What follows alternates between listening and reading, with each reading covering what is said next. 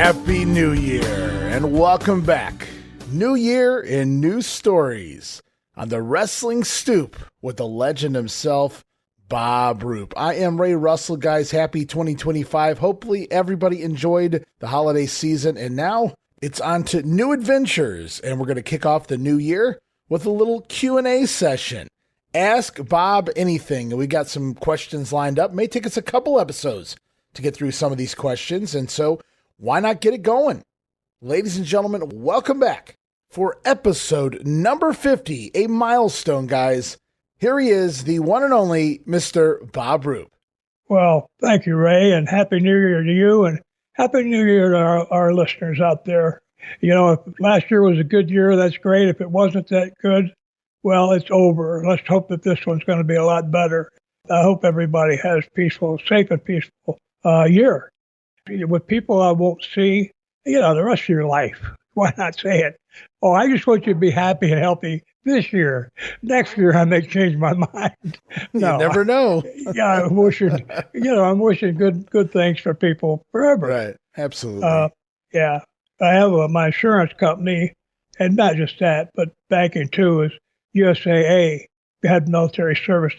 I've been with them for like 40 years, and they still, every time I call, they still thank me for my service back in early 60s of last century, but never gotten the same person twice. And I don't call them that often, maybe 2 or 3 times a year, but they're always the same. And I do that with them. They're always so pleasant. They're so nice. And you can tell they're sincere.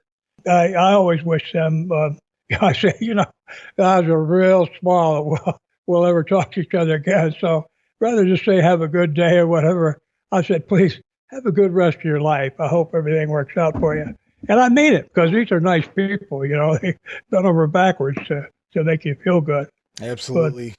Well, there's a lot of people that argue, well, I don't celebrate that holiday. Well, guess what, guys? You don't have an option. You may not celebrate the new year, but it's here. It's happening. And we have no control. Time moves on.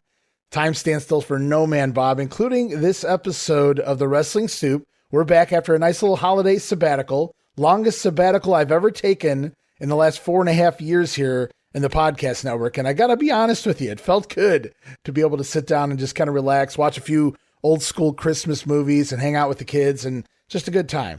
So we're back at it now, and it's good to hear your voice, and I'm so happy to get back into things. We asked people to send in questions, and questions they sent.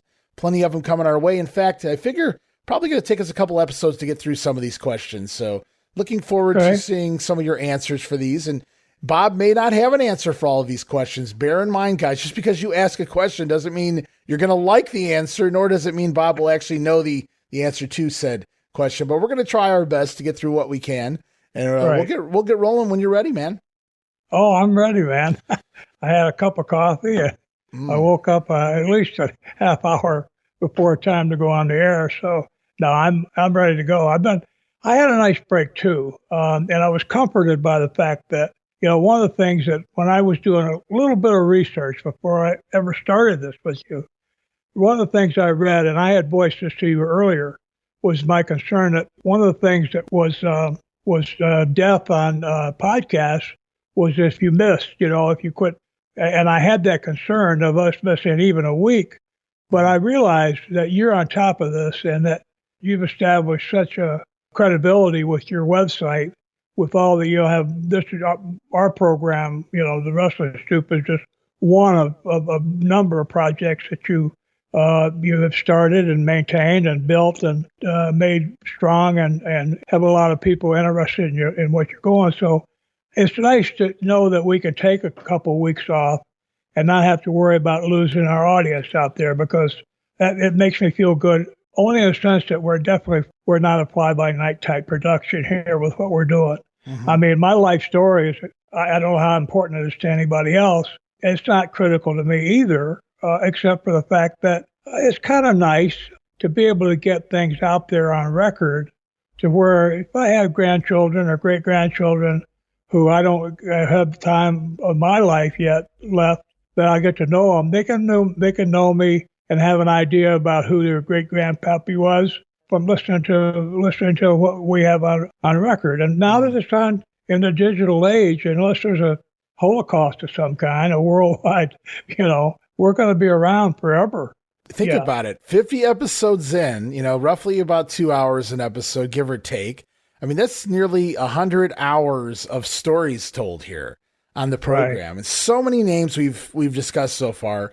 And yet we've made it. I can't say we haven't made a dent, because we've certainly done that, but we've got so much to get into. We really just started opening up 1980. We're going to get into Georgia. We'll talk a little bit about New Japan as well still. Your booking time in Florida when you returned to Florida here in the mid-'80s. Of course, Global, when you tried to run the Global promotion in the late 80s. Your time in WCW working underneath Ole as an agent in 1990 until Dusty comes back to work for Turner in 91. So there's a whole lot left to get into, and there's like a slew of names, just names that you came in contact with throughout the entire run of your career that we've kind of overlooked because they just haven't come up yet. And I've kept a list of that, all those names. So as time goes on, when we have a moment, I might just throw one at you. Hey, what about so-and-so? So that's going to it's going to be a great time. But right now we're going to get into the questions, and we'll kick it off. Let's see. Paul Skivers. I hope I pronounced that last name right. So Paul wrote in last time we did an Ask Bob, which was like a year ago, and his question was not answered. However, Paul sent in a new question. So I thought we'd be kind and get both of them in this time around. Paul didn't make the cut last time. He sent it in a little too late, so he didn't fit onto the program. So the question from last time around, Bob, he said, who was your toughest match in Ron Fuller's Southeastern promotion and why? By the way, Paul loves the podcast. So I guess, whenever a fan asks you who was your toughest match, I guess they would say, I don't know how you want to take that. Who was your favorite opponent? What match did you come out of feeling like you were actually in a war with someone? I mean, in the Knoxville territory, who was your toughest opponent? What was your toughest, most memorable match? First of all, kind of give an umbrella type first response, because there was never any, nobody was shooting with me anyway. I wasn't shooting with anybody, where we were going out there for real. The only way a match would be tough was it would be where a match was just terrible. And there wasn't anything I could do to save it. And I had a few of those, and I remember them. Billy Robinson was one. Killer Carl Krupp was another. I remember that story. Yeah, and, there's just, you don't forget them, because of the thousands of matches I've forgotten because everything went well. And I do remember one in Knoxville, and it might have been after we split off and went in opposition to Ron Fuller. But I was working with Terry Gibbs and against Terry Gibbs, and it might have been Barry O. I don't remember about Barry Orton. I don't remember who it was, but it was a tag team. And it was a deal where I was bleeding, and I think it was Terry Gibbs acted like he was biting my forehead where I was bleeding. Mm-hmm. And my partner came up and kicked him in the back of the head. And it drove his teeth right into my forehead. Oh, wow. Man. Yeah. And I mean, I didn't need stitches, but I think I did butterfly. But, teeth are nasty, dirty. That's some serious I'd rather have a dog bite me than a human being. But it depends on where he bites you. But, but Terry was that happy with that either. Hopefully he came out of that with all of his teeth still intact. My goodness. Oh, yeah. Oh, it was but nobody meant anything by it. Right. Although it definitely wasn't a working kick. I kicked a bunch of people in the head, but I didn't hit them. You didn't give them. It doesn't take much to create a concussion. People can get concussions just like a little bit of whiplash in a car by themselves. All you have to do is bounce your brain around, and your brain is enclosed by fluid. All you have to do is bounce it around inside the bony aperture it's in, and you'll get a concussion. I had one where I had amnesia for 3 days. Wow. And I didn't. I performed. I don't remember how I did it because I had that amnesia. But I did a deal where I was coming off a turnbuckle.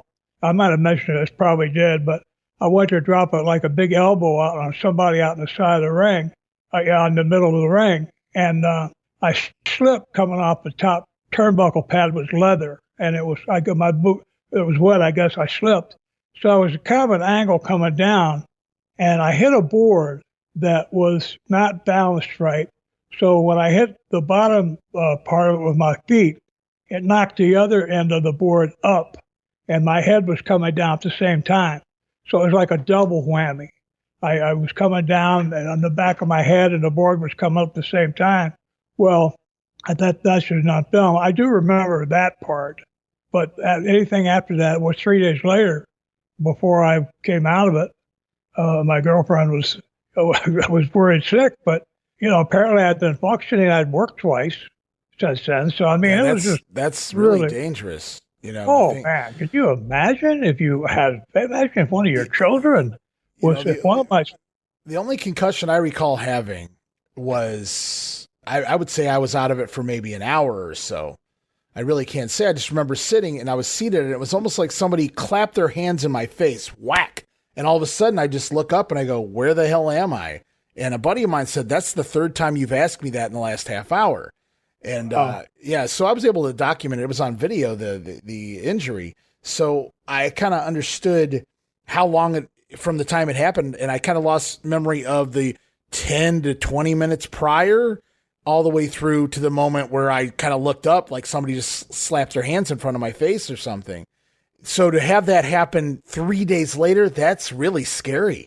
Well, it's much more prevalent. It's more exposed in like football players, especially pro players who, had long careers where they played high school, college, and in the pro. So they played football for maybe 20 years. And football is a violent sport. If you're someone who is on defense, you're constantly in it. For years, people were allowed to tackle with their helmet first. You could spear a guy with your helmet. Mm-hmm. It wasn't until people started getting seriously injured with it that they outlawed you couldn't attack with your helmet. But every time you did that, you were getting a concussion. And there were so many. They said that a regular tackle was like an automobile accident at 30 miles an hour. So imagine if you made 2,000 tackles in your career. And, I was watching a game the other day, and somebody was talking about the number one tackler for the pros this year had like 110. Well, if they do that for 15 years, you're talking about, 1,600 tackles of those accidents. Well, it's been well documented that I can't think of the name of it of the condition, mm-hmm. but it's it leads to guys within a short time of retiring, their memory starts going, and they start losing track of who they are. And one of the real famous cases, and I don't want to be a downer here, but we're talking about in terms of he did it for a reason, was a guy named Junior Seau, who was an all-pro linebacker for, I don't remember the team, but he was a great player. And within a few years of retiring, he started losing it, and he committed suicide, but he did it in a way where he preserved his brain for, he couldn't stand the idea that he was losing himself. He was, at times when he was out of it, he didn't know who he was. And he couldn't stand the idea of just totally losing everything he was and had been. Isn't that the irony? You work and you become distinguished in some field, and then, that would be something like Alfred Hitchcock did one of his shows way back when, where they did irony. And right. Well, that was a lot of, like you said, head trauma over that time, because he had played with the NFL for 20 years. Most of it for the Chargers, at least. Yes, that's right, years. San Diego. Yeah. Yeah, he was great. He was always, I think, one of the top linebackers, and great player. You imagine though, all of a sudden you lose. I lost those 3 days. Imagine I never came back from that. That's another thing that's amazing. Do you ever look back you see all these guys with the CTE now, all the wrestlers I'm talking about that later in life, they're just not all there. Even if they're not really diagnosed with anything, even then you can kind of see they have large gaps in their memory. And I'm not saying like when you don't remember something, that's very common. I mean, but right.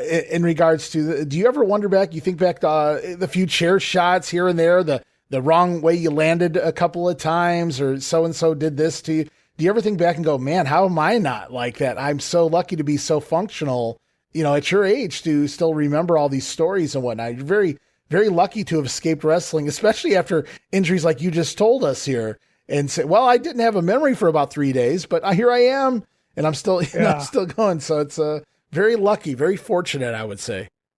Well, thank you. Ray, that's thought provoking, and I'm thinking about it now. I work hard to exercise my mind. I mean, a real simple one is doing like games, like crossword puzzles, and I've mentioned this a bunch of times before. But I do them on a regular basis, and I have to think. I have to use my mind in order to be successful because I find the hardest puzzles I can find. Now, I found a few that I can't do. They're too hard. But some of them, you have to understand a few foreign languages and whatever. But the ones I found that like are rated the hardest for the general public, I'm doing those on a regular basis. I've been a reader my whole life. I think engaging, if you don't use something, you lose it. So I think the fact that I've been using my mind, and that's what I think. Is it kind of like people say, like physically, like you got to keep walking, you got to keep being in motion, yes. You got to keep moving, you got to use it or you'll lose it. And you think, that's the same way with your mind, I guess. If you don't, now I'm not saying there aren't diseases out there that are going to, ravage you regardless at some point, whether you're trying to, work with it or not. But in basic form, if you're constantly using your mind, I can see that logic of, well, I'm constantly going, I'm constantly thinking, and you're not giving it time to creep up on you, the memories and things going away. So it definitely shows here on the program. Here's a thought. It's generally estimated that we use 5% of our mental capacity. So if we have, say, 1 million bytes of memory or cognitive power in our brain. I'm being real general here. But say we have 1 million bytes, we're only using 5%. We're only using 50,000 at a time. And is that right? Yeah, that's right. See, you're doing the math. And so what I'm thinking is if that 50% gets damaged, you still got that 95% of your brain that's hasn't been used. You haven't been using it, that maybe you could bring into play. You're thinking and you're working and whatever. And there's all that talk about expanding obviously our mind expands as we grow if we pay attention. I mean, everything that we take in, everything a person takes in, including all the way back, in some cases, back into the womb before they're born, under hypnosis, people have been able to bring out memories from almost from conception. And so not a lot of people don't believe that. That's crap. They just made that up somehow because it goes against their sense of security or whatever. Maybe it's religious beliefs or whatever, but I believe that because it's been proven. Things that people can prove, if somebody just makes some kind of speculation, and they said, well, I think it's that way. Well, why is that true? Because I think it is. Well, I'm sorry, that's not good enough for me.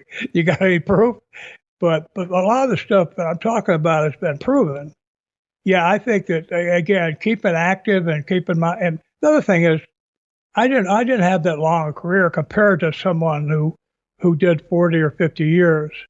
And the other thing is, after a certain stage, I wasn't taking a lot of bumps because I didn't need to. I found out, I found out that if you go out there at the beginning of the match and you take a few big bumps, like you take there's guys who can take a backdrop. Roger Kirby was one, Harley Race was another. If you lifted them, if you really gave them a lift, they could get 10, 12 feet in the air and lay out and come down and really make a bump. But if you did it at the beginning of the match, you have to follow that with your heel. Right. Well, you have the babyface come back on you. What are you going to have him give you another backdrop? They already saw the big one already. So I wouldn't take a lot of bumps. In fact, very few. I might take a rolling bump or catch an elbow or something and get kind of rebounded back into the ropes and maybe hook a rope and fall through the ropes and bounce off the apron and land on the mat on the floor but those were all very controlled, short bumps there wasn't much impact. There wasn't a lot of force being. Well, I'd say you paid your dues as a bump machine. If you go back and watch just the footage that exists of you in Florida in the 70s or San Francisco, you were I don't want to say ahead of your time, but you were one of the guys that really threw your body into it. So I could see where over time it was work smarter, not harder, so to speak, in there.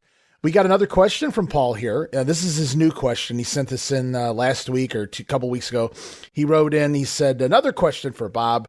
What was it like to wrestle in the TV studio for ICW, so Angelo Paffo's promotion? So let's think about that for a minute. You've been in the Sportatorium in Florida. Eventually, you're going to work for Bill Watts, the Irish McNeil Boys Club. You're going to work in TBS Studios with Gordon Soley there commentating. You're going to be all over the place. You work for the Funks and in Knoxville, of course, TV studio. But now you go to ICW, and he wanted to know, what was it like working in the TV studio there for ICW? Was it different? Was it just like any of the other TV studios? How was it there? There was a lot of similarities because the format's the same. We're taping matches and things, and basically the way you did it was you went live to tape, and you taped straight through. You didn't stop. Every hour of TV has 48 minutes and 50 seconds of content, and then 11 minutes and 12 seconds of promotion, of ad time, or station time to introduce and say goodbye at the end of the show, and then ads in the middle. So we would do those 48 minutes straight through, and what they would do is when they got to a time, it would be a time to have a break. They would just keep the control, because you have 4 or 5. You're on. At one time, at that time, it might have been either 2-inch or 1.5-inch tape. You have these big machines. You've got like 4 or 5 different machines all running, and they're all synced. And if you stop them, you have to re-sync them or synchronize them. And it takes time. So it might take you 2.5 hours to do an hour show. Well, if you're going to do 4 shows, and I know the Pappos were doing at least 2 at a time, with Global, we'll get into that. We were doing 4. So I remember it being, I don't know. I hate to sound like being a snob, but I haven't been in a production where your TV led to big shows. Like you go from, for example, doing TV on Wednesday in Tampa for Florida Championship Wrestling. You hopped in your car, drove to Miami. Well, maybe they were in convention center and they had to seat, I think, 20,000 people or even 15, and it sold out, in a very intimate situation. So those TVs were associated with these really productive responses to the TV. With the Pappos, you would go from doing a TV, it didn't matter. They had great talent. They had Randy Savage and Ronnie Garvin, Bob Orton Jr., guys are great workers, and Randy was good from the beginning.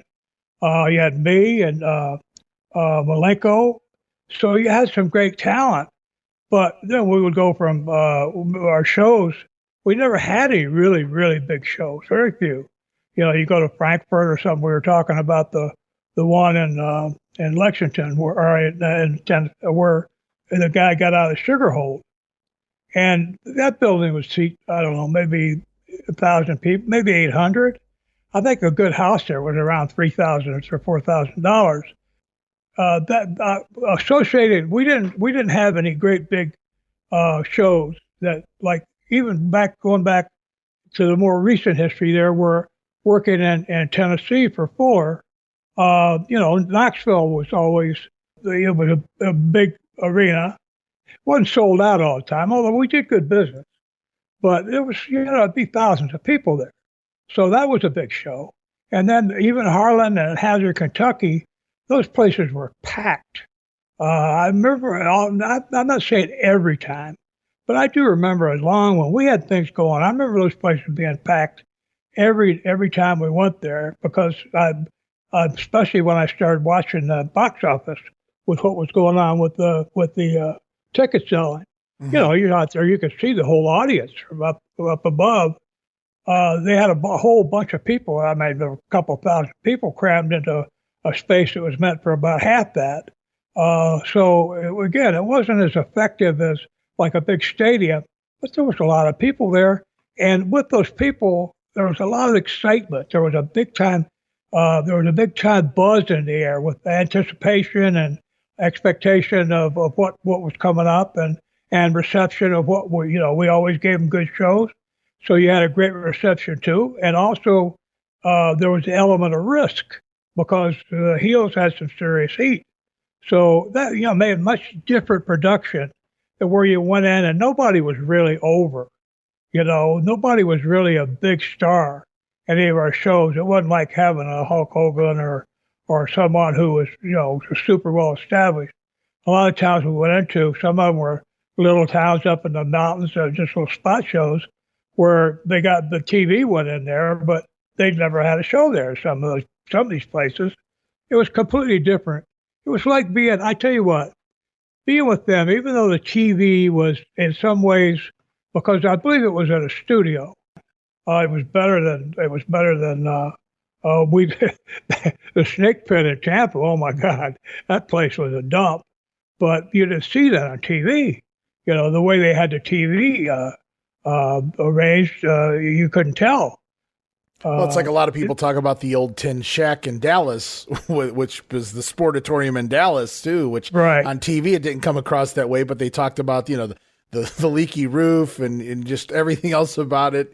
So how hot it was in there and in the summertime, especially being made out of like tin on the outside. So I figured since it was actually in a TV studio here in Lexington that it was likely pretty much similar to the other ones in that regard. So I never really took into the whole account that, we're not heading to Tampa tonight to do a big show. We're not heading to Miami or Fort Lauderdale. We're going to so-and-so Podunk here, in front of however many people. So I can see where it's you approach it a little different, but at the same time, very similar in other ways. So it makes sense that, we're in a TV studio. So yeah, there's some kind of quality to it to that degree anyway. So very good. Let me add just one thing, because it just came to me.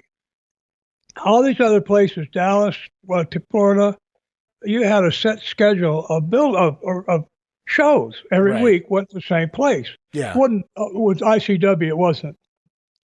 We were hit and miss. We were spot show. We didn't have one place that we went every week that I recall. Yeah. Correct me if I'm wrong. We might have had one or two. There may have been. I honestly don't know the ICW schedule. That's the way I always took it. There was I'm not saying that they didn't have certain cities that they ran more often than the others, but I don't know that there was like a weekly schedule at that, back in the PAFO territory. But, well, Paul, I hope you appreciate. We got both questions in, the one from last year and the one from this year as well. So we're all caught up on Paul. We appreciate him listening for as long as he has. Longtime listener, basically from the beginning, it would appear. And so we appreciate that he's still out there. Yeah, thank you, Paul. Thank you, man. I really appreciate you showing interest in what we're doing. We're real interested in having you. That's good questions too. I bring back like some serious memories. That was a new story you had told about the whole Gibbs, the teeth to the head shot there. So I hadn't heard that one before. So just, oh God, yeah, it was one of my worst injuries. I hurt my knee and I had to have surgery. I didn't have to, but I opted for it. But I had heard it in amateur wrestling. The bite to the forehead. I hadn't had any practice for that one. I hadn't had any preliminaries on that. Well, one guy licked my forehead one time, but then Gibbs bit it. No, I didn't have any preliminaries. Was his name Chris Colt? That just seems like something he would have done. I don't know. Well, I wasn't about to let Chris lick me anywhere.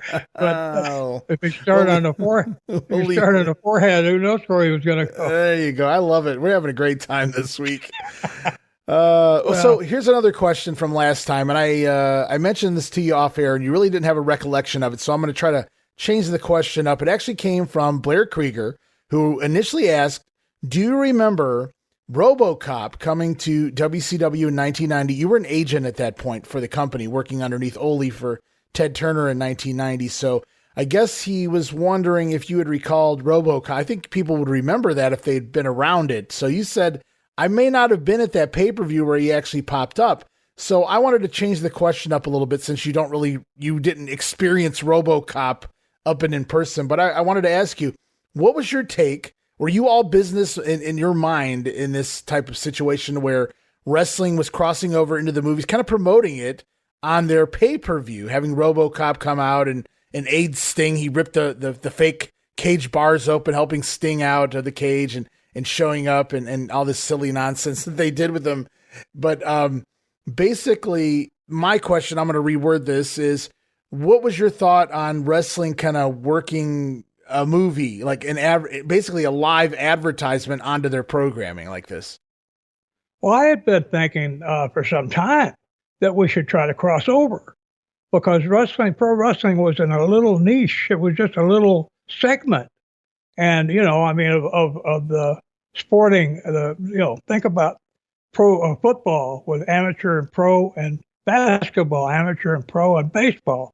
Not so much amateur, but pro, where you had millions and millions of live people that went to see these things live. They went to the arenas. Wrestling was just in a small niche compared to those sports. Although, because of the fact that they ran all year long, where these others were seasonal, pro wrestling usually ended up drawing more people totally than it would depend on what territory you were in, but they drew more live fans, and there were at least as many as a lot of these other sports. But I often thought about crossover. Now, you mentioned that now. Who was it that just picked up old WWF show? The Netflix? Yeah, Netflix, right. Netflix just picked up, what is it, Raw? Yes. Yeah. So now, all of a sudden, it's out of the bailiwick of just being a wrestling promotion. Now you're mainstream. And I thought that was something they should have done years ago, because you end up making a bigger audience. A lot of people who might be interested in wrestling are never going to see it except by accident, because it's had a rep. Or if you're watching that, people who are maybe a little bit higher in the socioeconomic status, who say, "Oh, wrestling is D-class, it's low-class stuff. I can't watch that." Well, if they got it, all of a sudden now it's on Netflix. Wait a minute, maybe I'll take a look at it. Hey, wait a minute, yeah, I know it's not real, but you know what? It's pretty entertaining. Look at the body on that guy and on those girls, those lady wrestlers. My goodness, some pretty women out there. So, what you do is you can't hurt to reach out to more people. I mean, all they can do is say no, and they were saying no without having a choice before, because it wasn't even being offered to them. But I've often thought about ways to try to cross over into mainstream. There were certain things that happened during my career. One was Curt Flood personally basically by himself beating the system in baseball, where the players were owned by the owners, where they were actually owned. They had a contract. They couldn't go anywhere else. They couldn't quit and get hired at another team, because they were contracted for life. Years later, I read that Mickey Mantle, I think I tried this one out before too, but it was Mickey Mantle, the best year he ever had. But he was before they became free agents, to where they had representation. They had a union, and they could bargain. They could go on strike, which they did several times, in order to get the managers to say, okay, well, we're not making any money, so we'll go ahead and pay you and go get back to drawing some people. But Mickey Mantle, who was one of the best players of my generation, his best year after free agency and the baseball players got a union, Roger Clement pitched one year. He pitched like 30 games. He made more for pitching one game than Mickey Mantle made in his whole year, in his best year of his career. Yeah. And that's just not right. It's just, but what it does is, forget the moral implications. What that does, it shows the difference of being able to get out of a niche. Baseball had been in kind of like a little select group where the owners owned things and ran things, and they called the shots.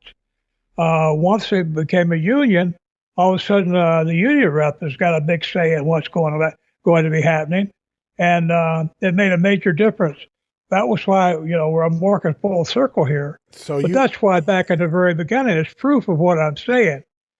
What was I trying to do out there in California, and especially at Knoxville, was trying to get a union. My goal was to try to get a union where wrestlers had some say-so, and the only way they were ever going to do it was through joining together and working as a group. Now, things are much better for wrestlers today, but they still, the management still has most of the power. They can pick and choose who they want. They're not open to just everybody. So, there's a lot about what's going on today I don't know, but for just casual observation. But yeah, cross it over. So the more people you can reach, the better. And you know what's evidence of that? That thing with the newspaper article in Atlanta, where back early in my career, where they wrote, Roop the Dupe, where I had been convinced that wrestling was real, and Buddy Fuller said, well, any publicity is good publicity.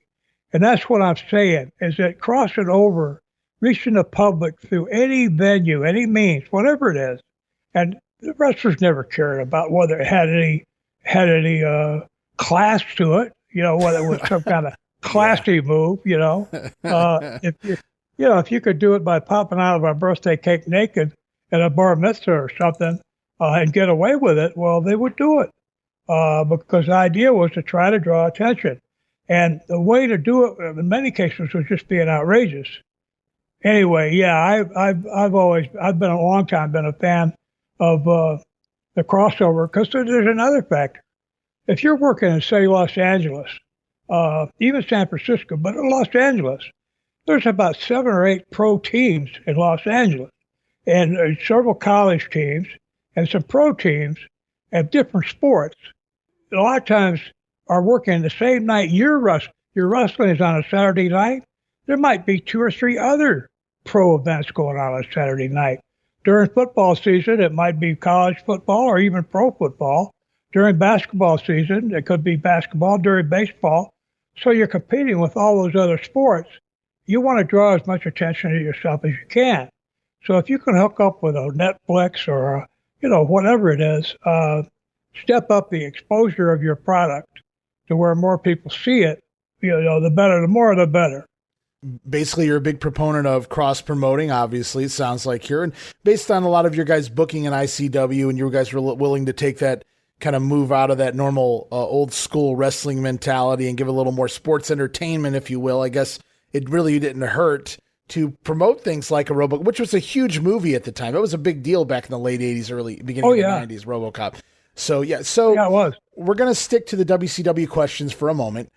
Christopher Stapleton wrote in. He said, in regards to your time working as a WCW agent, that was when you were with Ted Turner, he said, what were your specific jobs there, and what did you do at the pay-per-views specifically? My job was to go to the shows and run the shows. Ole would have given me a general idea of what he wanted to do, and just with the main events. I could, my own experience, I could handle the finishes for the preliminary matches, but any match that was being promoted on TV, where the house show was one chapter of the TV story, and this last week's TV was part of it, and this coming week's TV is also going to be part of it. So the house show, you want to produce a definite effect that's going to reflect on both those TVs, the one before and the one after. So those finishes need to be specific. And Ole was the one that was making the TVs. He was doing most of it. I was helping a little bit, but generally just, again, booking I wasn't doing the angles. And Ole didn't have time to explain them all to me. He would just go ahead and crank stuff out. When I did the pay-per-views, I didn't go to all of them. I do remember the one where the Samoans told him to tell Ole to go F himself. I just had a listener recently bring that. They said that was their favorite story you've ever told, was the one where Ole went into the room with the Samoans. and said, "What are we doing? Yeah. One at a time? Well, what do we just tell me what we're doing here?" And that's a great story. You talk about going from the crap house to the penthouse and back. Was when I was walking behind Ole, and he didn't say anything, but he wasn't telling me, "Hey, watch this. I'm going to do this." He just headed for him at full speed. He wasn't running, but he had stuff on his mind. He had stuff. He was running the whole show. He had a much bigger fish to fry than dealing with the mid card tag team scene. Yeah, he was going to cut out any intros or anything. He was going to get right to it. Well, I was figuring, oh shit, I'm going to have to. Nobody's going to walk in there by himself against two guys, 6'6" big monsters. And, I figured, okay, I'm going to be fighting too. I'm not real thrilled about this. I've said my 40s by the time. Who wants to, there's no way, even if you win a fight, there's no way you could not get hurt, especially with somebody like that. So I'm not, anybody that wouldn't be nervous at a time like that. I doubt if Ole was, but I sure was. He probably didn't have time to be, right? He was like running the company, so he was on a different level, right? It's like, it's sometimes people poke the bear, and it's, don't mistake my kindness for weakness here either, but sometimes people come at me with the most silly things when they have no idea what's going on in my real life, what I'm dealing with in the podcast world. And I've got all these things going on, and it's like, really? That's your hill to die on. That's what we're doing today. I don't even have time for it now. I'm not saying I would just go in the room and close the door behind me in front of a couple young stud Samoan guys, back in their heyday and whatnot of 1990, the SST. But it's always a fun story. And you're down there working on your schedule. You're down there on your XYZ, and somebody comes up with some stuff from the BCD. Hey, what about BCD? He said, wait a minute. I thought about that 2 or 3 weeks ago. Well, I'm way down here now. I get lost. But see, Ole also had something else in his pocket, or he was carrying with him, was that he could say 2 words, "You're fired." Now, if they said, "Well, F you, we're going to fight," and all that, Ole could just say, "Get your crap, you're done." Yeah. And they didn't have contracts yet. And nobody signed any paper. Well, it wasn't like Ole walked in there and said, "You can't touch me, I'll fire you either." It's not like that. It's not how it went down. He went in there and said, "All right, what are we doing here? One of you, both at a time? Let's do it." He said, "Am I fighting one at a time or both of you?" Oh man, I couldn't believe it. You've got to respect someone like that, right? I was so happy. I was so happy he locked the door. I remember grabbing the door handle, and there was a big glass window. You could see into the room. So I was standing. Now the door was solid. You couldn't see through it. So I've got my hand on the door handle. I'm periodically checking it, kind of maybe subconsciously making sure it stays locked. So anyway, I'm watching. I could hear him. Yeah, well, am I fighting? He didn't know hello.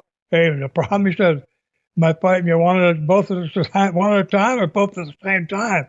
Oh man, they didn't expect that. So now how can you not? That's a different kind of man. Oh, how can you not have respect? Even knowing if his experience through his life of being Ole Anderson, if he kind of knew what was going to happen, even so, I admired that, because a lot of people wouldn't have the. Well, it's going to shut you up. He's calling you out. You put up or shut up, right? It's like, I'm not playing these baby games where you guys go around whining and moping and refusing to do jobs. This is a business. We're either going to work or we're not. And so, I absolutely respect that. One more question here in the WCW world, maybe 2 actually. So that was kind of fun, because that question about what you did as an agent leads into this next question. And boy, this guy follows me everywhere. I'm pretty sure this is not his real name, but he has written into some of the other shows in the past. A guy by the name of Buddy Landell's Cocaine. Something tells me that's not his real name, Bob, but I do enjoy the name. And nevertheless, he asks a question. He wants to take you back to June 28th, 1990, Brantford, Ontario, Canada. And now that I've told you the city, maybe you can kind of have an idea of where we're going with this. There was a tag team main event that night featuring Lex Luger, your buddy, teaming with the Junkyard Dog. They wind up defeating the team of Ric Flair and Arn Anderson in the main event that night. But It's not the match that is the interesting part of this night. There is a story out there of a situation, an altercation that took place in the locker room after the matchup between Luger and his partner, JYD. Now, the story's out there. Luger's told his version. He's kind of blown it off. Luger's very lighthearted in it, and he just kind of laughs it off and says, oh, it's just one of those nights. We're on the road and blah, blah, blah, and whatnot. Now, I've heard other variations of the story as well, but I believe off air many moons ago, you kind of mentioned you were in the locker room or somewhere around this situation. You were the agent, if I'm not mistaken. Do you remember the altercation between Lex Luger and the JYD? Oh, yes. I remember it very, very well. I was in, there was a big dressing room. I say big. All the other wrestlers were in there. And there was a little ante room of, say, maybe 10 feet square, little ante room that you went in, like a lobby before going into the big room, the big changing room. And there was a door between them. And so I didn't know there was a problem, but I hadn't watched the match. But I happened to be in that ante room, and Junkyard Dog came in. Oh man, his nostrils were flared, and his eyes were wide, and he was hot. His fists are clenched, and he came in. Oh, he just breathing fire. I said, "What's going on?" He said, "That effing Luger." He said, I said, "Well, what did he do?"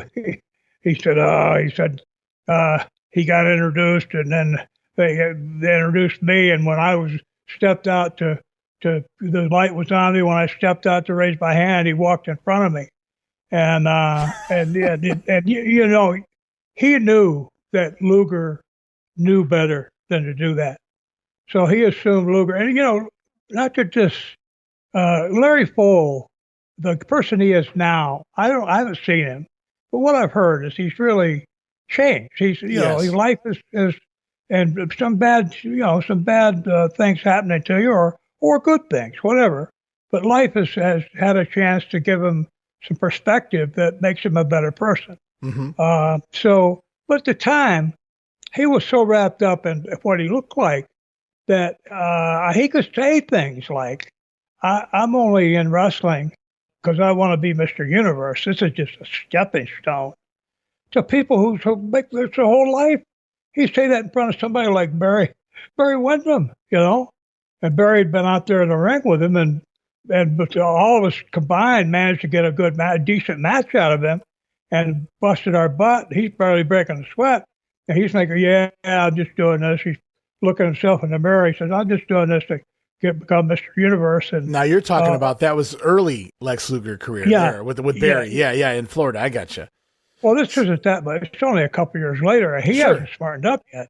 So he was still, the wrestling business is not a place to be arrogant, because whatever it is that you have accomplished is being given to you. You haven't earned it. You haven't actually won a title.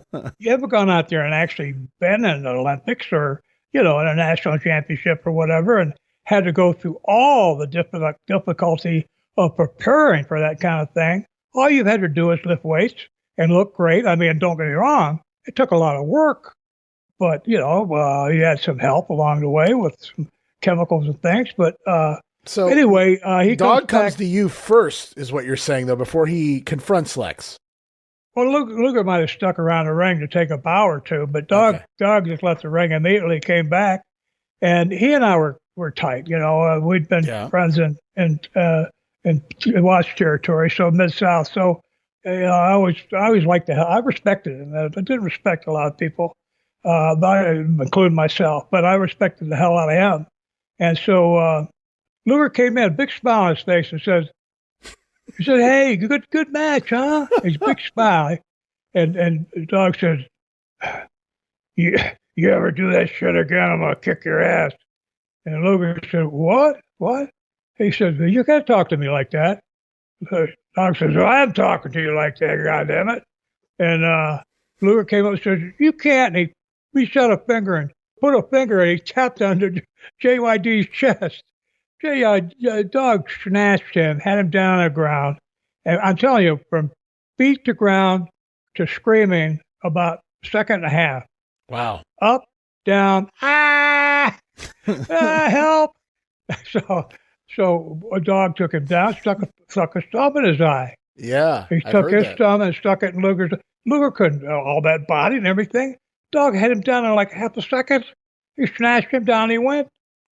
All this. And Dog wasn't even in great shape at that point in his life either, and still, he was easily not somebody to mess with. And he didn't get mad very often from the stories. He was a very fun-loving, easygoing guy, was Dog, but clearly not so much here with Lex Luger as his partner. I don't want to get into any kind of racial thing, but being black, Dog probably had more adversity and crap handed to him by the time he was 3 years old than Luger had in his entire life up to that point, because just completely different environments.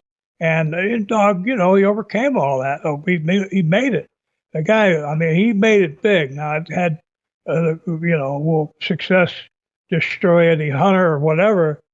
Sometimes success turns out to be tragic in a sense, but he did reach the top, and he had a lot of ability. And it was, Watts didn't make him, but once he did, Dog had the ability to take what had been made of him and continue to use it to make money for himself for another 10 years or so.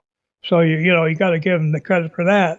But no, Luger was down, and I don't remember if he was saying I quit or whatever, but he was yelling, "Hell no, stop, please!" And Dog, I had gone over and locked the connecting door because I knew all the wrestlers would run in there and try to break them up. So as soon as Dog, let me back up. As soon as Dog came in and said, I went and locked that door because I didn't want the other wrestlers coming in there and preventing the fight from happening. I didn't know there was going to be a fight, but I wanted to see what was going to happen because Luger had pissed me off. Luger wouldn't even talk to me. He acted like I'd go give him a finish. He wouldn't. I'd go in his dressing room. He wouldn't say hello. How you doing?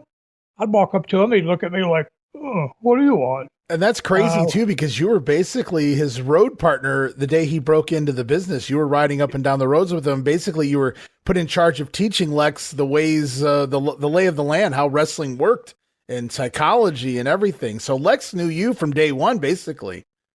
Yeah, and the thing is, at the time, let's call him Lex. Larry is the person. Lex was the character. Lex Luger was the character. Mm-hmm. Lex had a tendency to forget things. He forgot where he came from. He forgot what Matt Suter did for him and what I did for him. I wasn't doing it just to help him. I was doing it to try to be a successful booker. Sure, help the business. Absolutely. Yes, I needed a talent, and he certainly had the look. Oh, he had the look. Absolutely. Nobody's going to argue that. And we did make money with him, So, he went from there. He's one of those guys that went from there, and within being in the business a couple of years, all of a sudden he's making $1 million a year. He made more his first year. I made my whole career. And I'm not mad about that or anything. It's all just timing. And, where are we today? But, yeah, so I locked the door because I didn't want anything I didn't know there was going to be a fight. Doug did say I'm going to kill him. But I wasn't saying much. I was just kind of watching. But I did lock that door. And then once Luger came in, he didn't have a clue. "Hey, good match." Big smile on his face. And Doug said, "Yeah, you MFer, you ever do that again?" He said, "Kick your ass." Luger said, "Oh, you can't talk to me like that." He poked him in the chest. All of a sudden, "Hey, help! Oh, stop! So I said, "Dog, don't cripple him." I patted him, tapped him on the shoulder. I said, and Luger got up and he's holding his eyes. He said, "What'd you do that for?" Dog said, "You ever do that shit again, I'm going to kill you." And he went over in the other room. And to put context on this, Luger was always on the top of the bill, but this is right before Sting comes back from the knee injury. So Lex is it as far as the babyface side goes. Can't be having your top hero going down to a missing eyeball. No, well, yeah, that was a major deal for him. I don't think he'd been injured at all. I don't remember him ever taking a bump. So you were the one that pulled Dog off? Or did you physically pull him off? Did you just say, "Hey, Dog, let him go"? Or no, I just tapped him. I just tapped him on. He once Luger was Luger was saying, I'm sorry. He was apologetic, but he'd done everything but pissed himself. And, and he obviously was contrite. So, what's Dog going to do? Poke him in the other eye? Junkyard Dog was a good guy. I respected him for doing that. I wish more guys had done it. People say, there's no room for that. Yeah, there is. Guys won't do that again. At least not to you. Right. There's other ways to do it. Ronnie Garvin would have done it a lot different. He would have done it. He would have come in the back door and then screwed the guy around some other way. But because he'd been around a long time. He'd been a main event guy for a long time too. Ronnie was a pretty tough guy, still is probably, but he didn't have the size. He wasn't going to snatch Luger, I don't think. But Dog had the size and the strength and the temperament. I wouldn't want him mad at me. I'd rather fight John Studd than Dog. I would. Yeah, I wouldn't doubt that. Yeah, I've heard Lex tell the story in more recent years. He doesn't discredit himself in regards to whatever happened backstage. He just kind of likened it to the issues you would have sometimes on the road, where you're on the road too many days or whatever the case may be, or it's the wrong day, wrong time, somebody's in a bad mood and silly things, transpired. But I see what it is now. I remember one of the parts of the story Lex told was some point in the match they were doing a tag and Dog was trying to get in the ring. Lex was trying to get out and they kind of kept running into each other and Dog kind of got pissed off at that as well. But, just wrong place, wrong time. You shouldn't be putting your hands on the dog. Beware of Dog, I guess you could say, is the lesson learned here. Well, it'd be like a Miss America contest, and one of the contestants walks out in a swimsuit and stops at the stage and turns around and poses and whatever. In the background, one of the other contestants, takes off her top and does a Girls Gone Wild thing in the background. While the one girl is like, yeah, you talk about trying to distract attention, to really well, that's what Luger had done to Dog, and Dog wasn't going to take it. I don't blame him a bit. Right. He could have hurt it. He could have hurt it a lot worse. Hey everybody, Gene Jackson here, inviting you to check out the Retro Wrestling Review, where each week I'm joined by some great co-hosts who help me review classic episodes of USWA Championship Wrestling, and right now we are doing week-by-week reviews of 1993. But we don't just do reviews, sometimes we get a chance to interview some of the people who were there and lived it, plus do watch-alongs. It's a lot of fun, so check out new episodes that drop every Wednesday at WrestleCopia.com, and to find links to everything associated to the podcast, you can go to USWAPodcast.com. Hey guys, Ray Russell here, curator of the WrestleCopia Podcast Network, inviting you guys to listen to many of the programs here as part of the WrestleCopia brand, including, but not limited to, the Wrestling Memory Grenade, currently covering the 1988 and the WWF project. You can also listen to the Regional Wrestling Podcast, where we talk the territories. You can also listen to the Wrestling Stoop with the legend himself, Bob Roop. But that's not all. You can also check out the Pro Wrestling Academy with the professor of Pro Resu, Mr. Dan Ginnity. Dan and I go back in time and cover the history of Japanese professional wrestling in the English language. And you can listen to all of those shows and more, all part of the WrestleCopia Podcast Network, located over at WrestleCopia.com. That's WrestleCopia.com, and anywhere your podcast streaming needs are met, from Apple to Spotify, Pocket Cast, and beyond. And while you're at it, why not subscribe to our social media guys for all the latest goings on here at the WrestleCopia Podcast Network. Plus, I'm constantly adding old school video clips and pictures from throughout wrestling history. You can follow us over on X, formerly Twitter, at Wrestling Grenade. That's at RASSLIN Grenade. Also, follow and like me, Facebook.com/Wrestling Grenade. And why not subscribe to YouTube.com/Wrestling Grenade. And of course, now would be a fantastic time to become a WrestleCopia patron over at Patreon.com/WrestleCopia.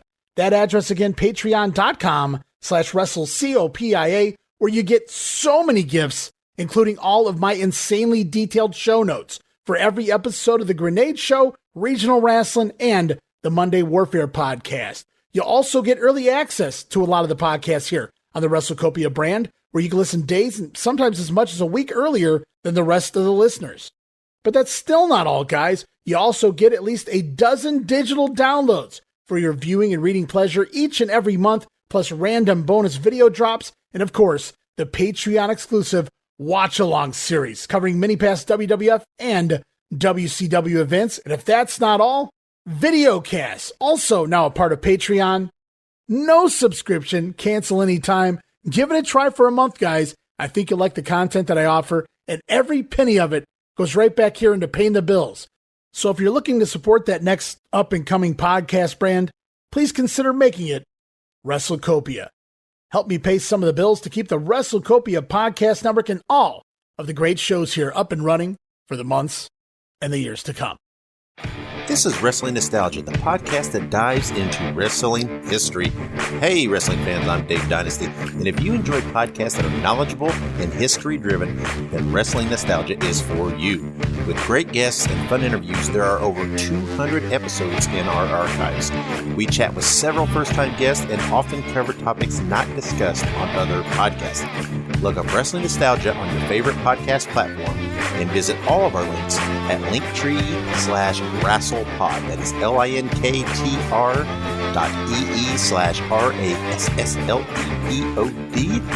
And remember, wherever you go, whatever you do, be good, be safe, and keep on growing. I was asked by one of the listeners, I can't remember who it was because it was just in a random conversation. They didn't really send in a question, but they did mention in passing. They said, could you ask Bob if he remembers his time working in WCW, if he remembers Flying Brian Pillman? Do you remember Brian Pillman? Any stories on Brian Pillman while you were there? Yeah, I remember that he was exceptionally nice looking, well built. He was like a golden boy. He seemed like he had everything going for him. And he seemed to have all kinds of problems going on at the same time. And I saw, I think it was Dark Side of the Ring. They did one on him to where his behavior was very bizarre. I don't know if there were drugs involved or if it was a psychological or emotional problem or, disability. But I know that he had it look like he had everything that he could possibly need. One of the nicest looking guys, great body, tan, he's golden boy. Hell of a worker too. And at least worker before his car accident. Yeah, very convincing in the ring. Just seemed like he had everything going. But, appearances are just that. What you see is not what you get sometimes. A lot of what goes into you never know what it took to create that, Sometimes the sacrifices you have to make to get somewhere end up coming back to haunt you. But I just remember Brian and I never got close to him. I think, I was an agent, I think. I did talk to him, but I never had a chance to even have a beer with him. Never in a car with him. Just though I knew him casually from being in the same promotion briefly. Good talent. I do know I learned more about him from that Dark Side of the Ring story than and that gave me an indication about his behavior. And his behavior was bizarre. But a lot of times in the wrestling business, your emotional health is threatened all the time because the people you love the most, you're separated from all the time. You're away from your family, your wife and your kids, or your girlfriend, or your family, whoever it might be, your friends.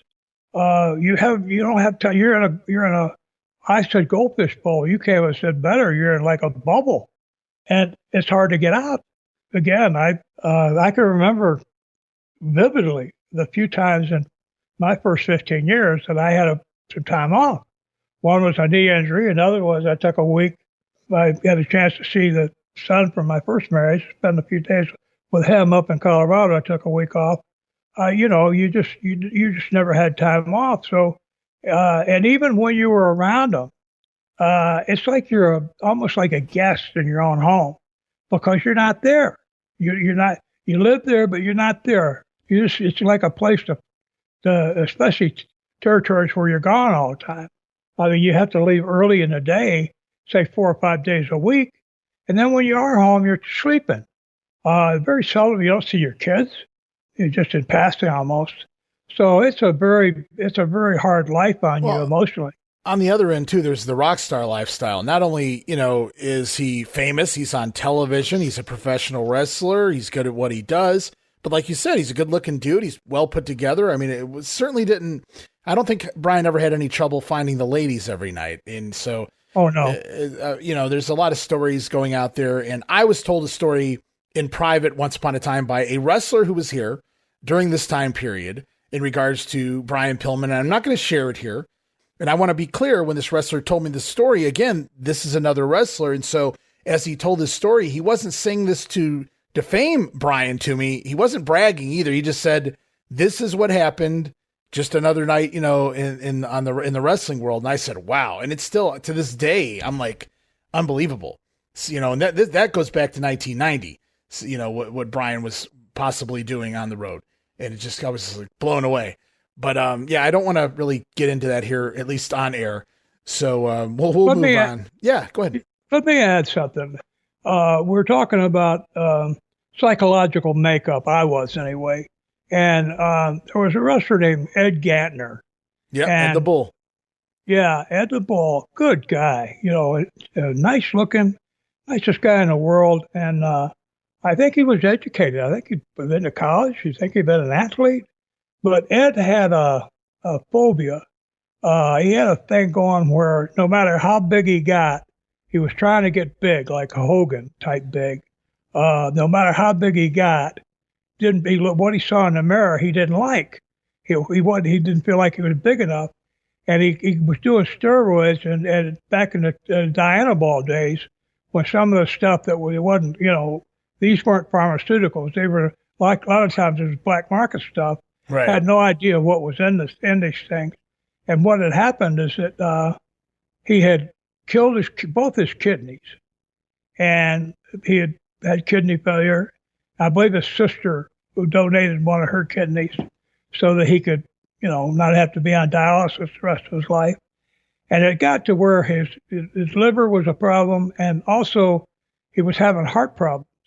And they told him, Ed, you got to stop. You can't, if you do steroids, you continue to do steroids, it's going to kill you. And he couldn't stop. So what I'm saying there, if you think of the attitude, and here's a guy, 6'2", 6'3", nice, tall, blonde, good looking, very handsome, nice body, good, intelligent. I mean, but he had something going on in his life that made him vulnerable to his own worst instincts.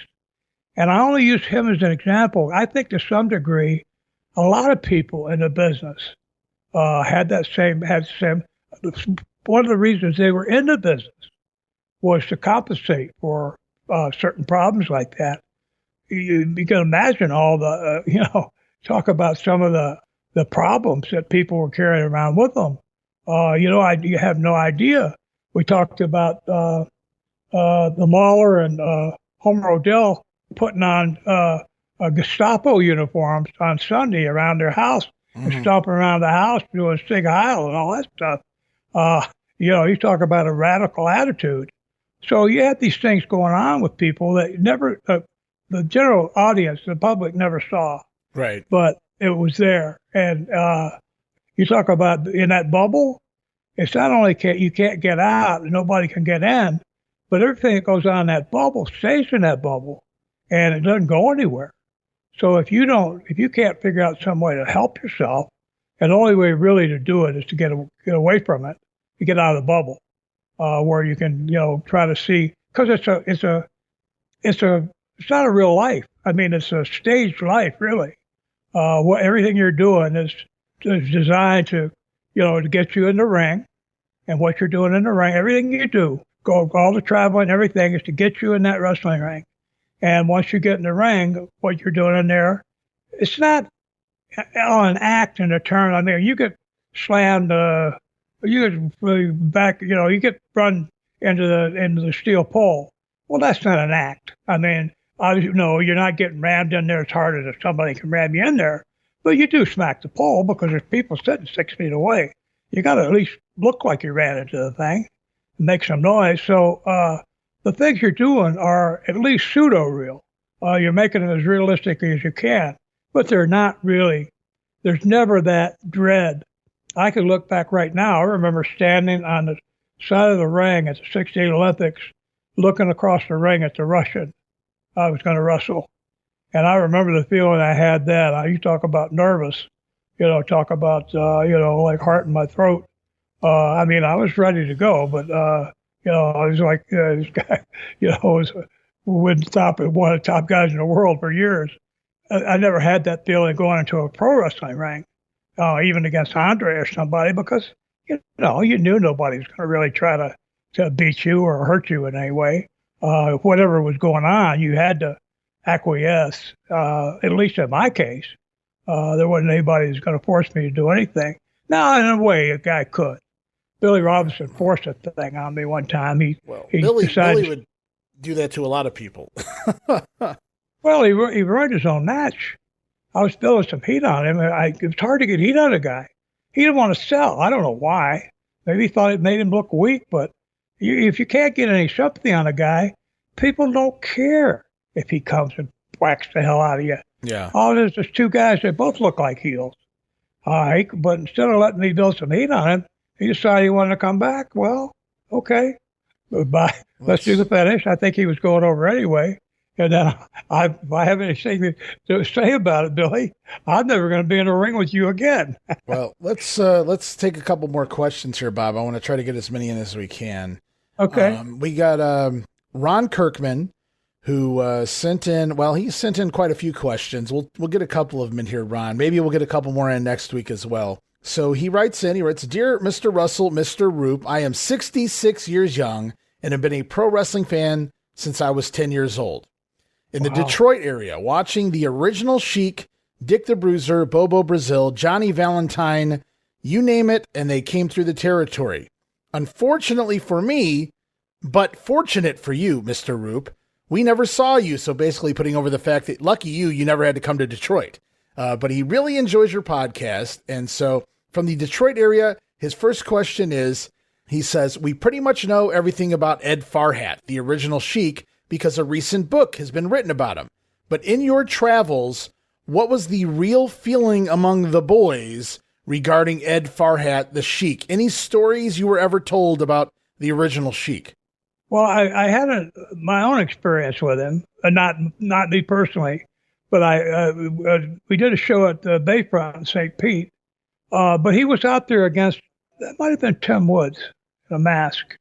Mr. Wrestling. And Mr. Wrestling, yeah. And he pulled out a gimmick out of his boot, and he stabbed him about 10 times in the head with the thing, and no blood. And I thought he was the shits, quite frankly. I thought, why would you do that? I mean, you got what looks like a letter opener or a knife or a pencil or something, and you look like you're stabbing this guy in the head with it, and he's got on a white mask. Yeah. And he's not bleeding. What are you thinking? You think you're going to get heat that way? Yeah, I couldn't believe it. That's pretty peculiar, actually. Man. Usually the blood would flow. I was terrible. I thought I lost all respect for the guy, if I had any. Don't get me wrong. I mean, I knew that he had done well, but the thing is, also heard that at one time he had all of Ohio and Michigan. Mm-hmm. And what he did was he had all his towns. And those were the towns we ran when I was working with Ole in the early 80s, Columbus and Cincinnati and, Dayton Cleveland. And all those places that were all big, big shows, 30, 40, Cleveland, 30, 40, 50 grand houses when I first went up there. And, so great, and the cities of Ohio had all these major cities of over 100,000 people all over the place. And so that he had, usually by not paying the buildings their percentage, he had lost a lot of the towns. And I thought, what a stupid thing to do. Now, is he somebody everybody knows? I'm in the Greater Atlantic Sports Hall of Fame. Well, he is too. And the reason, but what that Hall of Fame is based on is people from around the Lansing area, Lansing, Michigan area. And Magic Johnson's from Lansing, so he's in the Hall. And John Smoltz, a baseball pitcher, he's from the Lansing area, so he's in the Hall. So, a lot of there's some gold medal wrestlers that are from Lansing that are also in the Hall. Well, the Sheik, because he lives in Williamston, suburb of Lansing, he was inducted in the Hall and all that. So, he's famous. I believe he's in several Hall of Fames.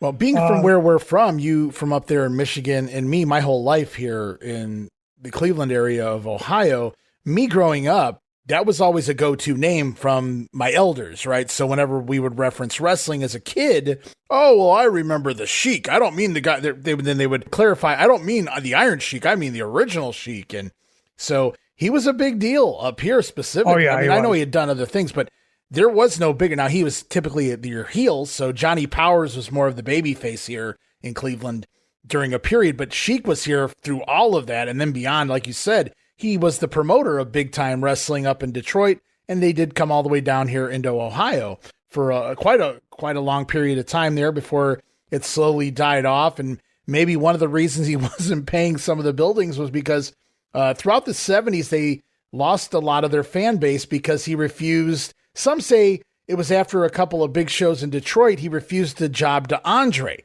He booked himself with, the Sheik didn't like to lose, especially in his own territory. And he was the heel, so it made even less sense. But they did a match with Andre where I don't know if it was a disqualification, whatever. It was a non-finish, no pinfall involved. And they brought it back. And everybody thought, this is it. This is where, Andre, the fucking Giant's in town. He's going to beat the Sheik. If anybody can do it, Andre. And again, another schmoz, to quote Bret Hart.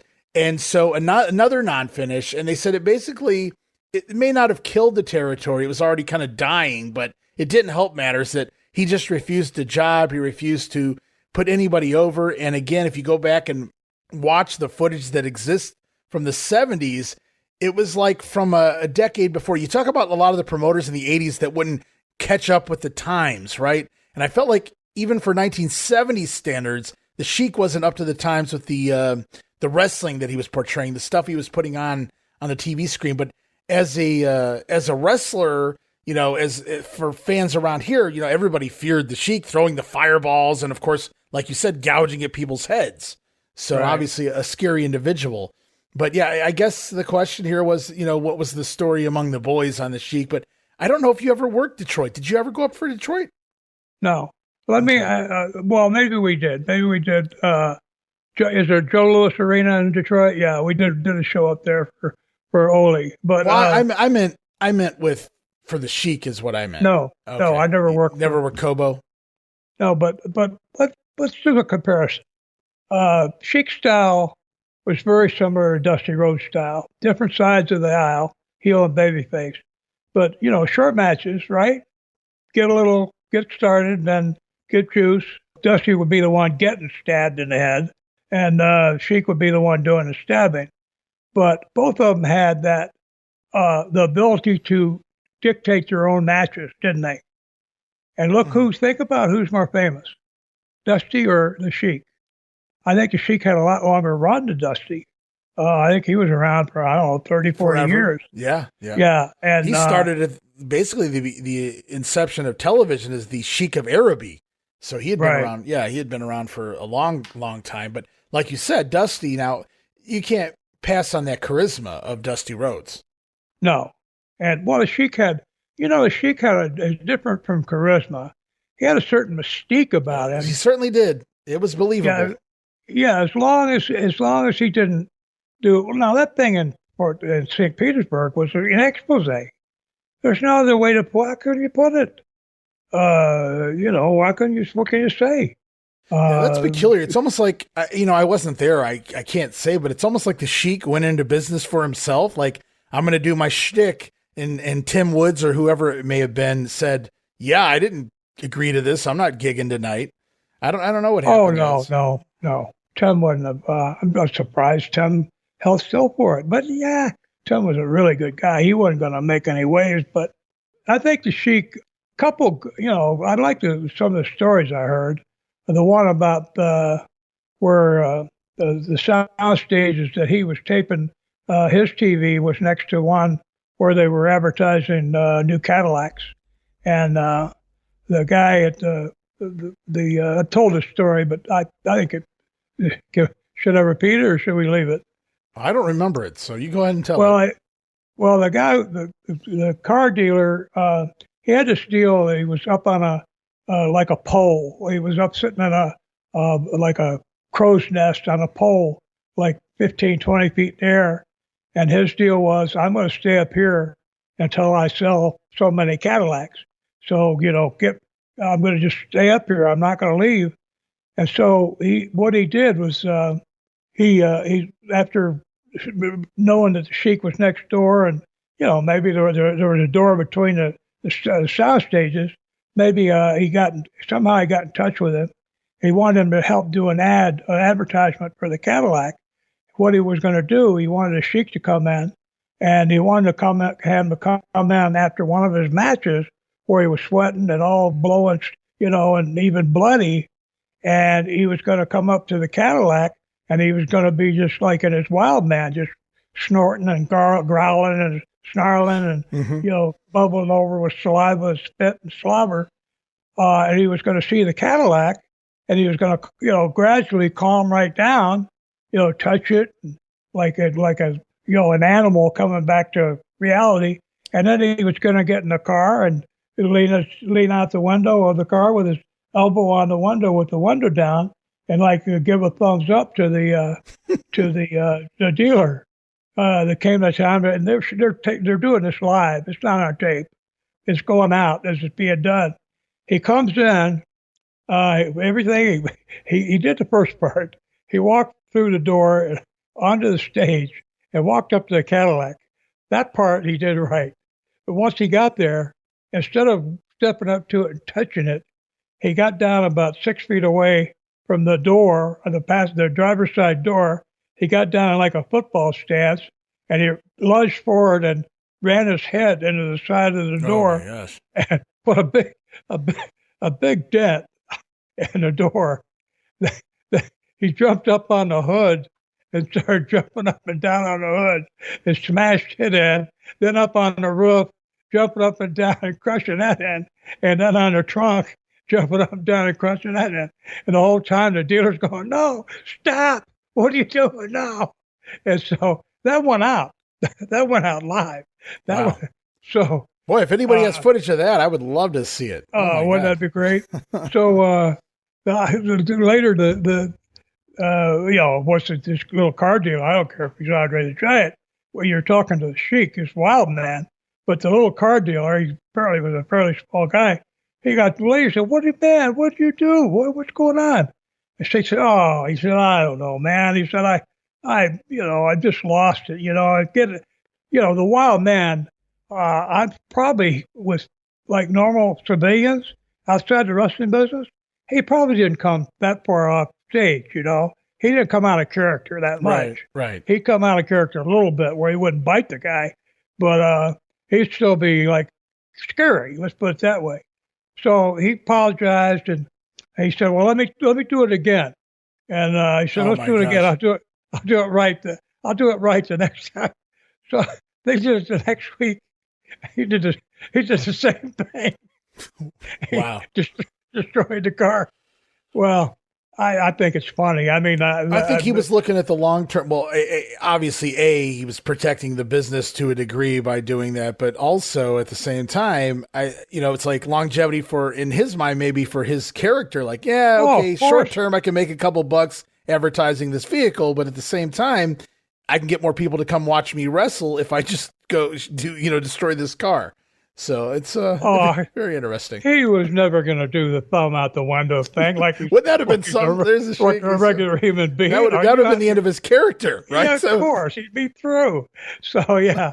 And the other one I heard was he was in his, 70s or 80s. He was old as hell. Mm-hmm. And he was booked in Japan. And the fire match? The fire match, yeah. Yes, with Sabu, yeah. Yeah, they were supposed to they had soaked supposedly the apron just the apron, the part outside the ropes, on all four sides. They had poured, I don't know, lighter fluid. It was the ropes. It was the ropes that were on fire. But that didn't start. They didn't start on fire. No, they got in the ring before they lit the ropes. Yeah. Yeah. They got in the ring. The way I heard the story, I wasn't there. The footage is out there. The whole match is. I mean, if you want to call that a match. Does the fire start heading towards inwards? The ring? I mean, it doesn't like nothing catches on fire, but all of the fire for whatever reason. I'm not a fireman. I don't know how this works, but I don't know how the oxygen works or whatever. But all of the ropes, all the fire on the ropes were all starting. It was just like leaning inwards, right? And all this smoke. Right. Because there's no circulation. Right. So there's all this smoke and all this, you can just see they don't really break character, but they drop down and they kind of crawl out of the ring as, best they can. It's, it's crazy, man. And then it engulfs very quickly. Not exactly the greatest idea in the world. Wow. Yeah, that match is definitely out there. I've seen it a time or two. It's been decades, but that was a big thing back when, tape trading was around and whatnot. You talk about a hot finish, huh? No kidding. Hot beginning because the match didn't really get started. Yeah. I think they were like 2 minutes in. Oh yeah, it's out there. I'm gonna have to pull up a link and send that to you because everybody needs to see that one time, Bob. Yeah. Well, if I'm gonna tell a story, I'd like it to be accurate. Yeah. We've got. Let's do one more question from Ron here before we finish up this week. Okay. Like I said, he's got a few, so we'll do a couple from Ron. We did the Sheik question. Let's do another one. He said, is there anything that could have been done to prevent Vince McMahon's WWF expansion in the early 80s? Did cable television kill the territories? What would you have done, or was it just doomed and going to happen? I know that Ole Anderson, at the time when I was with him from 82 to 85, he went and he met with Watts and Vern Gagne and Fritz von Erich. I'm not sure if anybody else was there, but those four at the same time or in different meetings. They got together at the same time. Okay. And they were going to talk about how to counter it. But what happened was all four of them had the plan of let's all organize under my leadership, and we'll run we'll run the whole thing under my leadership, and we'll share our talent. But and it actually ended up where Ole told me Watts and Vern Gagne moved they got in a beef and moved the furniture out of the middle of a room so they could get down on the rug and wrestle amateur wrestling. And both egomaniacs, guys in their 40s or 50s or whatever, Vern maybe even definitely in his 50s. You still got to prove something to somebody. So we're in a disagreement. Let's get down and wrestle it out. That'll solve the problem. Yeah, they couldn't agree on anything. What they could have done, Vince had a television. I don't know who was running Channel 8 out of Chicago. Was it 8 out of Chicago? Was 9, the only WGN. Yeah, Channel 9 was Chicago. the only other national TV besides TBS that I knew of. Those were the only two super stations. Yeah. Yeah, that they could have, if the four of them could have got together. I mean, Ole was a multi-millionaire. I mean, and I don't know if he was willing to put his personal stake into it, but all those guys had money, I'm sure. If they could have gone and even bought TV, say they paid $5,000 a week to run a show off Channel 9, at least approach them about it. You've got a chance to do the same thing. You can do the same thing Vince is doing. When he runs a show, you run a show in the same town with your talent and try to run it out of business. But they couldn't. Everybody wanted to be the boss. Right. So, and they tried something like that. It wasn't necessarily that group, but I know Jerry Jarrett was involved a little bit. I don't think Watts was involved by the time they got it off the ground. AWA was definitely heavily involved, where they called it Pro Wrestling USA. And it was around for about a year and a half or so. And they would do TV tapings. And I think they had a few house shows, and they would put all their talent together. And on TV, it was like a super show of squash matches, right? Nick Bockwinkel in one match, and then you got Jerry Lawler in the next match. It's all these who's who of talent. But then you would have the house show, and now we've got competitive matches. And now it's Nick Bockwinkel versus Jerry Lawler, and now it's Vern Gagne versus Jerry Jarrett, because my guy's not jobbing, but my guy's not jobbing. And so it led to a lot of issues. And again, like you said, too many chefs and not enough pots in that kitchen. Everybody, it's like everybody wanted to run it. Okay, we'll do this. We'll all get together, but my guys are going to go over and I'm going to make so it's, when I think about this, and I wasn't there, but the story goes way back when, late 70s, Terry Funk came to a taping in Atlanta, and he started getting an idea of what cable was. And that's when, and business was down anyway in Amarillo, but that's, I guess, Terry Funk said, I knew then when I got there that cable TV was going to end, wrestling as we knew it, the territory system, even back in the late 70s. And that's why we sold Amarillo to Mulligan and Murdoch. And so I fast forward, and you look, Ole had Atlanta, but Ole took Ohio, and Ole took Michigan. And you see these other promoters kind of start moving into other states that they hadn't been in before. And again, Ole had cable. And so I think, and a lot of people have said this, it's not like I thought of this myself, but it was just a matter of time and who was going to be successful enough at it to do it. But there was a lot of people trying to go national. It's just Vince had the wherewithal to make it happen. Yeah. And, there was something that he did that a lot of people weren't able to do. And the way I found out about it was when we tried, we'll get into this when we get talking about Global Wrestling Alliance at the end, near the end of my career. But we went to Tampa, to Channel 44 in St. Pete, because that covered half the state of Florida. It went just not only in the Tampa area, it went all the way down into Miami. And we were going to try to get on there. We talked to the program, Red Roberts, Dr. Red Roberts, Mike Brannon, my buddy, and he was president of Global. I was vice president. And we went and talked to the program director. We were trying to get our show on, and we were offering what everybody offers. We were offering a barter deal where they would get all the commercial time, the 12 minutes of commercial time. They would have that to use to sell advertising at whatever the station was advertising, and they would get paid for the TV show that way, and we wouldn't get paid, but we wouldn't pay them anything either. Well, he brought out that the band was paying them $4,000 a week to have this show on there. Right. And how we couldn't afford that. I mean, you're talking $200,000 a year. So I think our budget with Global at the time was about maybe $400,000. So we would have putting out that kind of money, and plus we didn't have the kind of talent. We had a bunch of guys.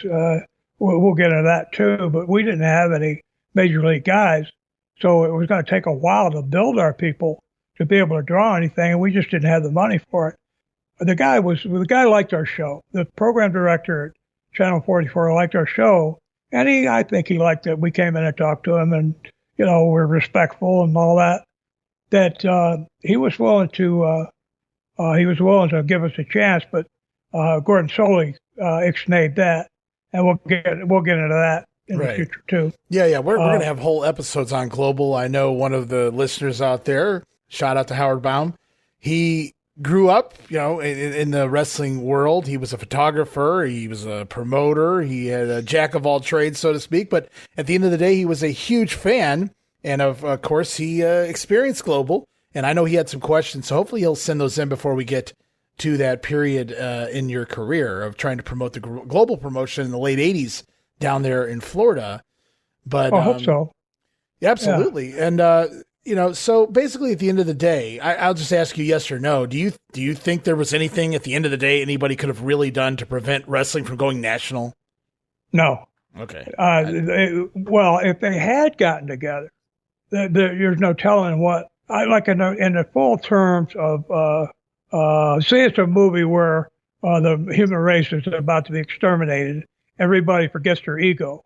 But if they had gotten together and everybody proposed, brought everything they had to offer to the table, they might have been able to combine their assets, their contacts, their TV situations, their financials, their backing, their ability to have towns and all that. They might have been able to figure out some way, and figure out some sort of system to have somebody in charge. In my mind, now Watts was great. Watts was a great booker. Verne was obviously very good, very good. Fritz von Erich, I don't know. I was never too impressed with him, but he usually had bookers. But yeah, Fritz had bookers typically. But to my mind, and only on this basis, it's not for anything personal. I did work with Bill. I mean, I say work with him. I sat and watched him work for a year. Every TV, I sat up there and watched him, basically put the matches together. I watched who he had put together, what he was having them do in their match on TV. So I had a year with him, and also a year at the house shows to see out the effects of his booking. He was very good. However, he was booking one time a night. Now Sunday, we would do two shows. We'd do an afternoon show and an evening show. Moreau was one of them. I can't think of the other. And then Fritz ran one town a night. And then Verne, I believe he ran one town. Now, he had some big towns like Denver and Minneapolis and Chicago. He had some big towns. But at one time, Ole was booking Georgia.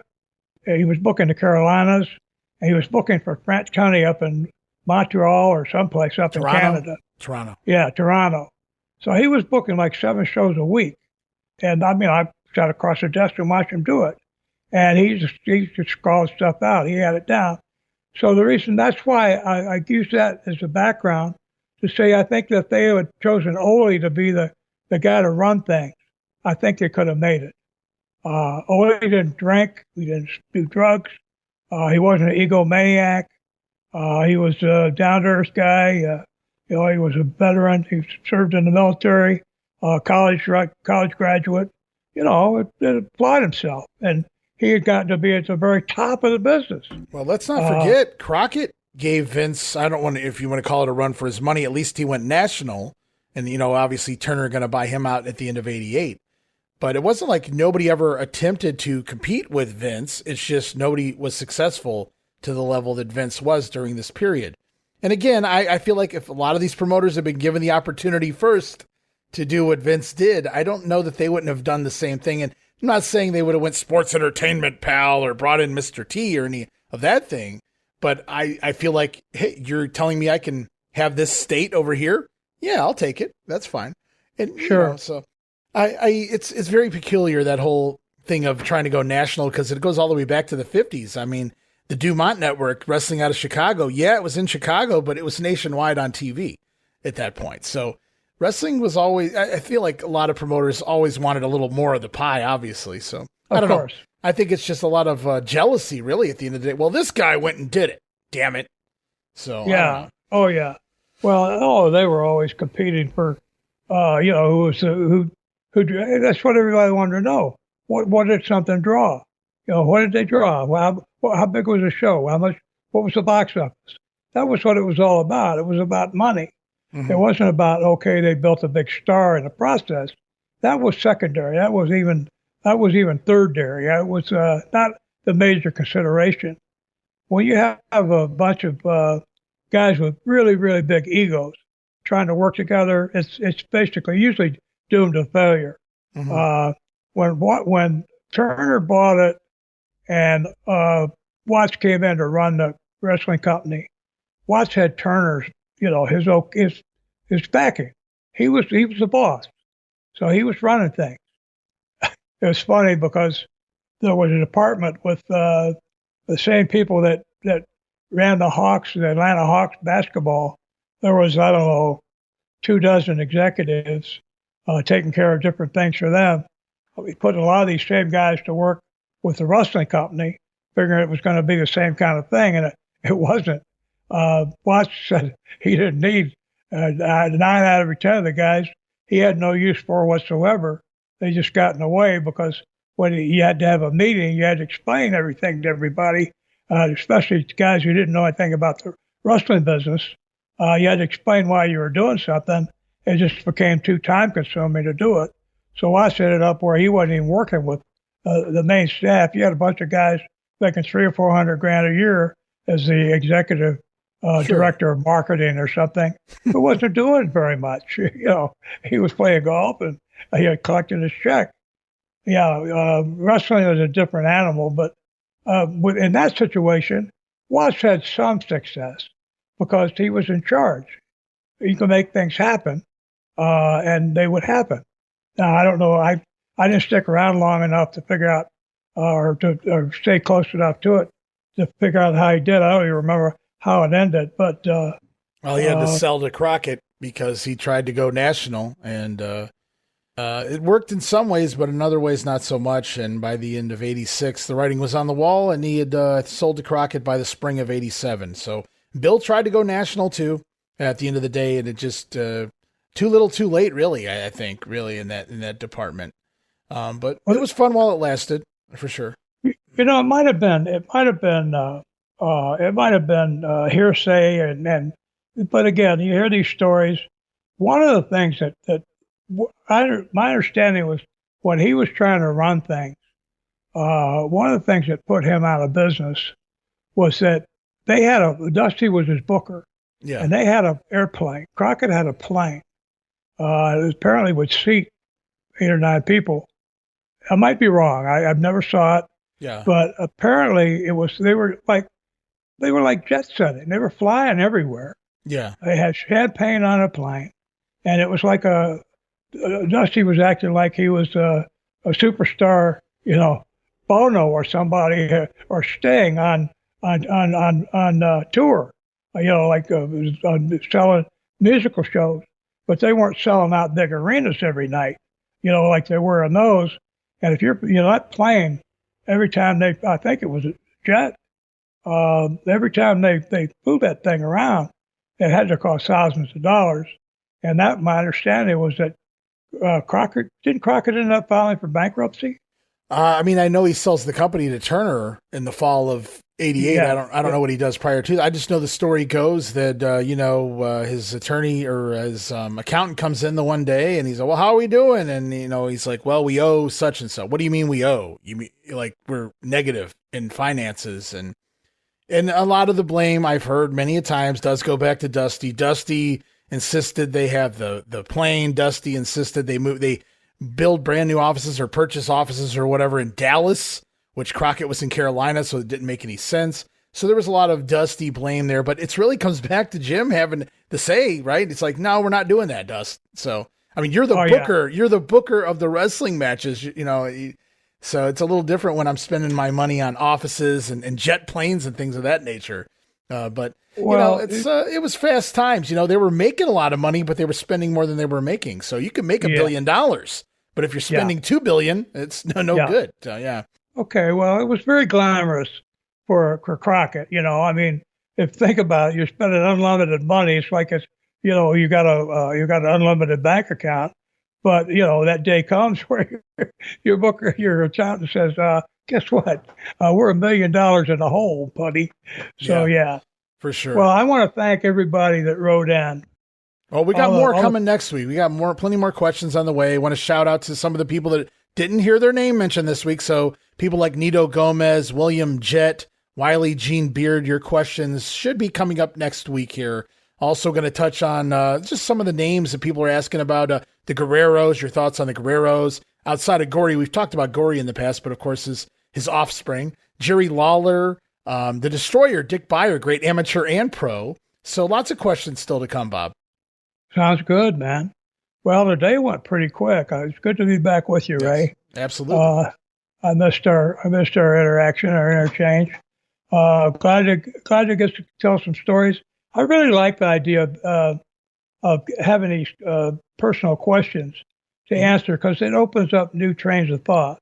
Some of those train stations have been closed for a while, but there's a little engine that could in there somewhere. So we bring out what we can. But thank you, Ray, for setting up and formatting a really, really nice show.